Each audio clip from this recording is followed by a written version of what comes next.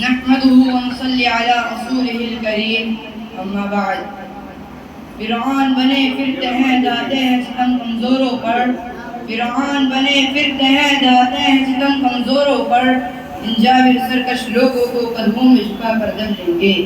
معزز حاضرین، السلام علیکم ورحمۃ اللہ وبرکاتہ۔ عزیزان گرامی، آج جشن آزادی کے موقع پر میں جس عنوان پر لب کشانی کی جسارت کر رہا ہوں وہ ہے مسلمان آزادی۔ عزیزان گرامی، یوں تو باطل فرقے پرستوں کی طرف سے برابر طوفان آتا رہا، فتنہ اور فساد کا سیلاب آتا رہا، مگر حق پرستوں کی جباز قوم نے ان باطل طاقتوں کا رخ ہمیشہ سے دشمنوں کی طرف موڑ دیا۔ آج عالمی پیمانے پر مسلمانوں کے خلاف سازشیں ہو رہی ہیں، اسلام کے خلاف تحریکیں چل رہی ہیں، ملک میں مسلمانوں کو ظلم و ستم کا نشانہ بنایا جا رہا ہے۔ یہ ٹکراؤ ہمیشہ ہوتا رہے گا، کیونکہ حق و باطل کا معرکہ ہے، نور و ظلمت کا معرکہ ہے، توحید و شرک کا معرکہ ہے، جو تا قیامت تک جاری رہے گا۔ تاہم آج اس قومی یادگار کے دن جبکہ ہندوستان کے گوشے گوشے خطے میں مختلف تنظیموں، اداروں، اسکولوں، کالجوں اور مدرسوں میں جو غیر معمولی دھوم دھام سے آزادی کا 80واں سالہ جشن منایا جائے گا، غلام ہندوستان کی داستان اور آزاد ہندوستان کی داستان کہانی سنائی جائے گی، مجاہدین آزادی کو خراج عقیدت پیش کیا جائے گا۔ دوستو، ایسے وقت میں جب ایک طرف ہمیں اسلام کی قربانیاں یاد آتی ہیں تو ہاتھ دعا مغفرت کے لیے خود کا خود اٹھ جاتے ہیں، اور دوسری طرف ہندوستان کے مسلمانوں پر اب جو روندہ چل رہی ہے، جب اس کا تذکرہ آتا ہے تو خون کے آنسو نکل پڑتے ہیں اور دل سے کیسی آن نکلتی ہے کہ اگر ہمارے اسلام و اکابر کا بھی تصور ہوتا تو خدا کی قسم انگریزوں کی غلامی سے چھڑانے اور ہندوستان کو آزاد کرانے کے لیے اتنی بڑی قربانیاں نہ دیتے۔ اور اگر انہیں یہ معلوم ہوتا کہ ہندوستانی مسلمانوں پر ایک ایسا دن آئے گا کہ مسلمان آزادی کی جگہ انگریزوں کی غلامی کو پسند کریں گے تو وہ کبھی شمشیرے پر ہنا لے کر میدان جہاد میں نہ نکلتے۔ دوستو، جن مسلمانوں نے آزادی میں تحریک، آزادی میں اپنے لہو سے مادری وطن کی پیار بجائی، پھانسی کے پھندوں پر آزادی کا نعرہ بلند کیا، ہندوستان میں اتحاد اور اتفاق کا چمن لگایا، ہندو مسلم ایکتا کا چراغ روشن کیا، آج انہیں غدار کہا جا رہا ہے، دیش کا دشمن بتایا جا رہا ہے۔ ارے انہیں کیا معلوم کہ اس ہندوستان کی آزادی کے لیے سید احمد شہید اور فیض اسماعیل شہید نے اپنی جان دے دی؟ انہیں کیا معلوم کہ اس ہندوستان کی آزادی کے لیے علماء دیوبند نے شاملی کے میدان میں اردو کا نشانہ بنے ہیں؟ انہیں کیا معلوم کہ اس ہندوستان کی آزادی کے لیے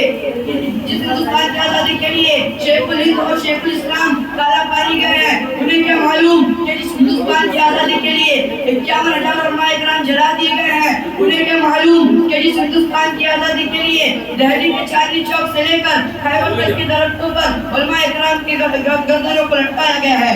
لیکن آج اس کے باوجود ہندوستان کے اندر مسلمانوں پر ظلم و ستم کے پہاڑ ٹوٹے جا رہے ہیں اور ان کو ان کے حق سے محروم کیا جا رہا ہے۔ دوستو، عزیزان گرامی، حد تو یہ ہو چکی ہے کہ مٹھی بھر فرقہ پرست طاقتیں آپ دین کو ختم کرنے کی بات کر رہے ہیں، تمہیں پاکستان بھیجنے کی بات کر رہے ہیں۔ ارے میں صاف صاف الفاظ میں کہہ دینا چاہتا ہوں کہ یہاں مسلمانوں ہندوستان کے چپے چپے پر مسلمانوں کے پیشانیوں کے نشانات ہیں، یہاں کے چپے چپے پر ہمارے قدموں کے چھاپ ہیں۔ آج اس ملک کو آزاد ہوئے 80 سال ہو گئے ہیں، لیکن 80 سال دورے آزادی میں ارباب حکومت نے مسلمانوں کے ساتھ کس طرح غیر معمولی مساوانہ رویہ اختیار کیا، جس کے درد بھرے داستاں ہیں، جسے یاد کر کر کلیجہ منہ کو آنے لگتا ہے، زبانیں غم ہو جاتی ہیں اور پاؤں تلے زمین پھسک جاتی ہیں۔ یہ کیسی آزادی ہے یہ کیسی آزادی ہے کہ مسلمانوں کی جان و مال تک محفوظ نہیں، مسلمانوں کی جان و مال تک محفوظ نہیں۔ یہ کیسی آزادی ہے کہ مسلمانوں کو ان کے حق سے محروم کیا جا رہا ہے۔ اگر کسی کا نام آزادی ہے تو ہم ایسی آزادی کے طلبگار نہیں، ایسی آزادی کو ہم تمہارے منہ پر مارتے ہیں، ایسی آزادی کو ہم کل بھی لاکھ مارتے تھے، آج بھی مارتے ہیں اور آئندہ بھی مارتے رہیں گے۔ ہمیں آزادی چاہیے تو ہمیں ہمارے اسلام کی، ہمیں آزادی چاہیے تو ہمیں ہمارے قرآن کی، ہمیں آزادی چاہیے تو ہمیں ہمارے شریعت کی، ہمیں آزادی چاہیے تو ہمیں ہمارے جان و مال کی حفاظت چاہیے۔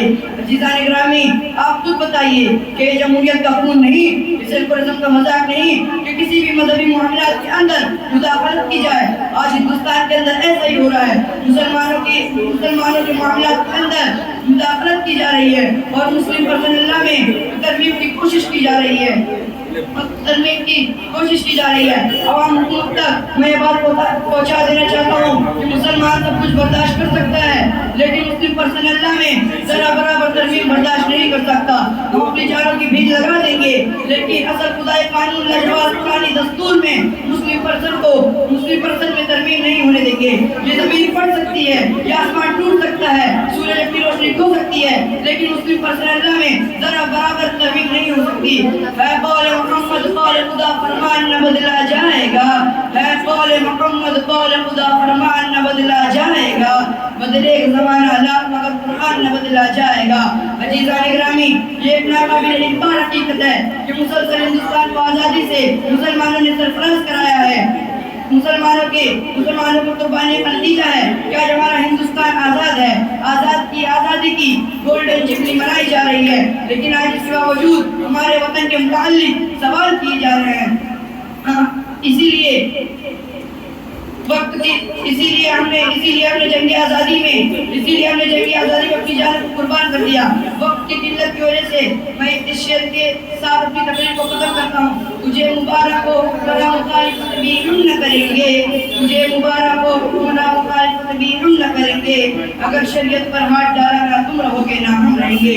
وآخر دعوانا الحمد للہ رب العالمین.